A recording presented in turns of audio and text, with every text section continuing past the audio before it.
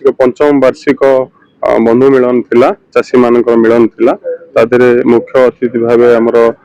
पशु संपद एवं मत्स्य एवं पशु संपद माननीय मंत्री आसी आम मानू सहयोगर प्रतिश्रुति देले एवं चाषी मानक उत्साहित कले चाषी मानकर समस्या आम जोटा आम प्रैक्टिकल फेस करूचु तो से आमको प्रतिश्रुति देइछन्ती आलोचना माध्यम आम भाई मानकर जो सब प्रोब्लेम अच्छी आम पाखापाखि 10टी प्रोब्लेम लिखित भाव में देइछु आम सामूहिक भाव में केमती आम आगू जाइपर से आमको तरफ निश्चित प्रतिश्रुति देइछन्ती एवं आपण माने देखि पारथिबे तो संगे संगे से आउथरे कहले जे जदी पर्सनल भी अछि आमे पर्सनल भी जण जण करी मीट करिवि जोटी भी आपण मानकर असुविधा होछि ए करिवि सॉर्ट आउट करिवि एवं आपण माने केमती आगु को जिवे ये जो संख्या आपनकर गेट टुगेदर अछि सेटा केमती 1000 ऊपर को जिवो तापई मध्य कार्यसूची निर्धारण करिया पई तांकर जे परामर्शदाता अछंती ताकू मध्य से आम मानक उपस्थिति रे ताकू मध्य निर्देश देले जे से बंधु मानकर जहा प्रॉब्लम अछि आपण मते गोटे मेमोरेंडम हिसाब रे दियंतु आमे ताकू शीघ्र अति शीघ्र जते शीघ्र हे परिबो ताकू आमे समाधान करिवु जहा फल रे आम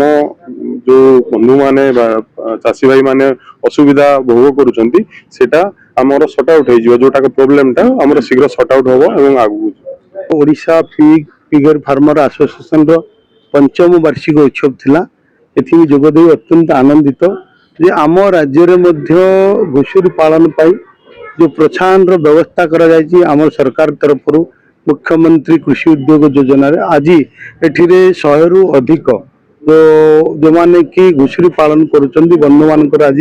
एठी सम्मेलन अछि एथिरे आसाम रो मध्य 2 जन एक्सपर्टर मध्य आसी आमर मध्य ओडिशा जने आईसीआर जो सिफार अछंती सी मध्य आसीचंती जे आमे घुषुरी पालन करी केमती स्वावलंबी हे परिबा एथिरे मध्य सुयोग रहिछि एई कथा को आज से माने वार्ता देइचंती एवं तांकर आज गोटे पोर्टल मध्य उन्मोचन आज करा जायछि तेणु एथिरे अपार संभावना रही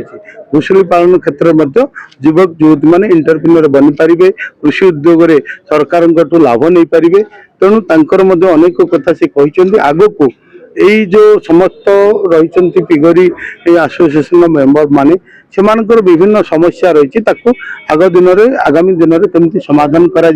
तांकर जो मोर्टालिटी रही घुषुरी जो 16टी 17टी 18टी छुआ दिए तादर 50% सर्वाइव करती एवं अलग मरी जाती ताकू मध्य केमती आमे पूरा जमी मोर्टालिटी कम हो पार से दिगरे मध्य आम आलोचना करिछु विभिन्न नुआ टेक्नोलोजी वैज्ञानिक प्रणाली रे ताकू आमे करिबा आगामी दिन में निश्चित भाव में जो संभावना राज्य ओडिशा एथिरे कृषि कृषक को सशक्त करबा पई आज मोहन माझी सरकार रे विभिन्न कृषि उद्योग योजना करा जाउची एथिरे आज अनेक चाषी एथिरे लाभान्वित होउछन 200 रु ऊर्ध्व हमर घुषुरी चाषी आज एकत्रित हेतले सारा ओडिशा प्राय 30टा जिल्ला हमर जे आसीथिले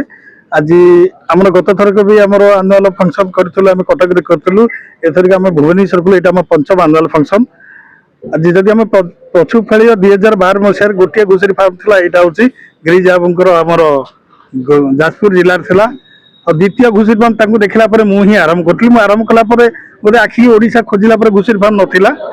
आज 7-8 वर्ष भितर किसी ना ओडिशा 400 घुषुरी फार्म हो गलानी आज मंत्री जो आमको कहीगले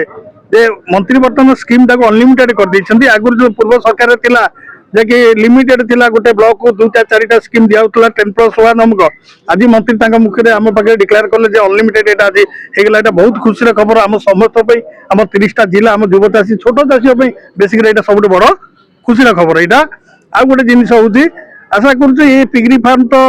आज ओडिशा हमर अन्य स्टेट टू किछि पाखु लागि गलानी आसला 2-4 वर्ष भर अन्य राज्य को कभर करके 1 नंबर के 2 नंबर को हम पळै